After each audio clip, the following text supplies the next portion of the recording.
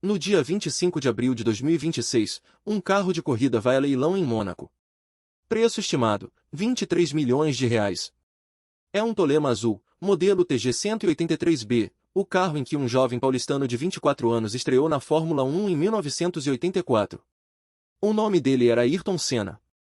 Em menos de uma semana, no dia 1º de maio, completam-se 32 anos da morte dele. Mas o que pouca gente sabe é que, dias antes daquele acidente fatal em Imola, Senna já tinha um acordo verbal com a equipe mais lendária do automobilismo, a Ferrari. E se aquela coluna de direção não tivesse quebrado? Senna teria vestido vermelho de Maranello. E a história da Fórmula 1 seria completamente diferente. Estamos no início de 1994. Senna acabou de trocar a McLaren pela Williams, na época, o carro mais rápido do grid. Ele assinou por US$ 20 milhões na temporada. Tudo indicava que seria seu ano. Mas o Williams FW16 tinha um problema. A Federação Internacional de Automobilismo tinha acabado de banir os sistemas eletrônicos que tornavam o carro dominante, controle de tração, suspensão ativa. Sem esses sistemas, o FW16 era rápido, mas instável. Imprevisível. Senna ligava para Alain Prost, seu maior rival, agora aposentado, para reclamar do carro. Nas duas primeiras corridas, em Interlagos e no Japão, Senna largou na pole position nas duas. E abandonou nas duas. Michael Schumacher, pilotando a Benetton, venceu ambas. Depois de duas corridas, Schumacher liderava o campeonato com 20 pontos. Senna tinha 0. 1º de maio de 1994. Autódromo Enzo e Dino Ferrari, Imola, Itália. O fim de semana já era o mais sombrio da história da Fórmula 1. No dia anterior, o piloto austríaco Roland Ratzenberger tinha morrido durante o treino classificatório, a primeira morte em corrida de Fórmula 1 em 12 anos. Senna estava abalado.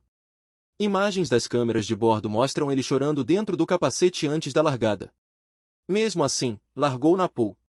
Na sétima volta, a mais de 300 km por hora, a coluna de direção do Williams FW16 se partiu na curva Tamburello. O carro bateu de frente na barreira de concreto. Um pedaço da suspensão perfurou o capacete de Senna. O maior piloto que o Brasil já produziu morreu aos 34 anos. Mas agora vamos apertar o botão de pausa da história. E se aquela coluna de direção não tivesse quebrado? E se Senna tivesse passado pela Tamburello como passou nas 6 voltas anteriores, e terminado a corrida? Porque o que acontece a seguir muda tudo. Não só na Fórmula 1. Na Ferrari. Na carreira de Schumacher. E no próprio Brasil. Primeiro, a temporada de 1994.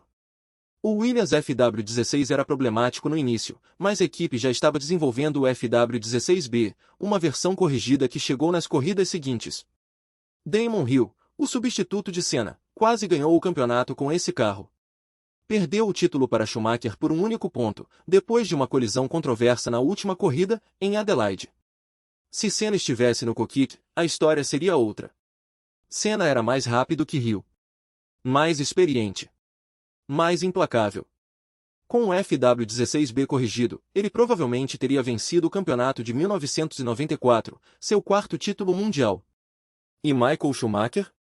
Teria que esperar. O primeiro título dele, que veio em 1994 de forma polêmica, simplesmente não aconteceria. Não contra a Senna.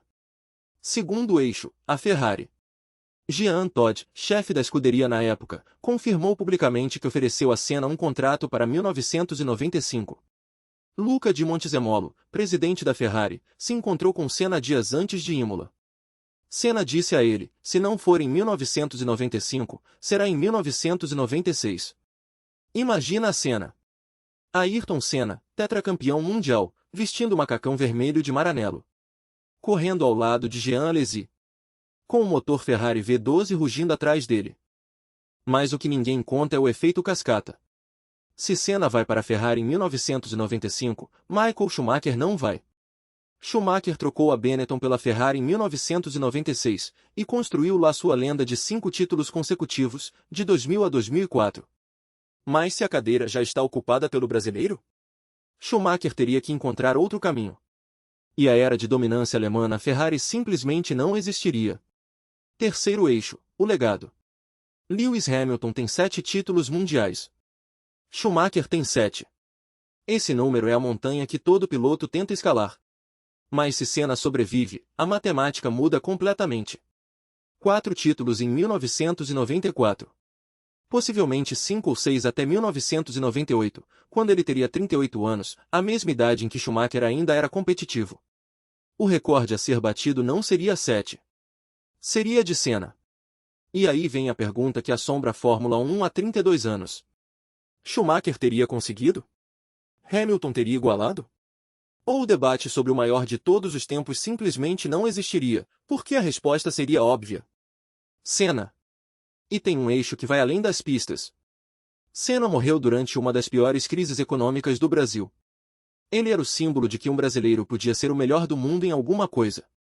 Se ele vivesse, o Instituto Ayrton Senna, que a família fundou 6 meses depois da morte, teria sido criado por ele mesmo, como ele planejava. Com Senna vivo e ativo, o Instituto poderia ter sido 10 vezes maior. E tem mais. Senna falava publicamente em fazer algo pelo Brasil depois de se aposentar. Política? Filantropia? Não sabemos. Mas sabemos que Gabriel Bortoleto, o primeiro brasileiro na Fórmula 1 desde 2017, cresceu ouvindo histórias de Senna. Se Senna estivesse vivo hoje, aos 66 anos, talvez Bortoleto tivesse crescido não ouvindo histórias, mas recebendo conselhos diretamente do ídolo. Em 25 de abril de 2026, alguém vai pagar até 23 milhões de reais por aquele Tolema azul. O carro onde tudo começou. Mas o carro que realmente importa é o que nunca existiu, o Ferrari vermelho com o número 1 de Ayrton Senna. A coluna de direção que se partiu na Tamburello não tirou apenas um piloto das pistas. Tirou uma era inteira que nunca aconteceu. Uma rivalidade Senna contra Schumacher que teria sido a maior da história do esporte. Uma Ferrari que poderia ter sido invencível. E um Brasil que perdeu muito mais do que um campeonato. Se aquela peça de metal tivesse aguentado mais uma curva, você não estaria assistindo a um vídeo sobre o que poderia ter sido. Estaria assistindo a um documentário sobre o que foi. O que você acha? Quantos títulos Senna teria conquistado? Me conta nos comentários. Se essa história te surpreendeu, deixa o like e se inscreve no canal. Toda semana tem um novo e se te esperando.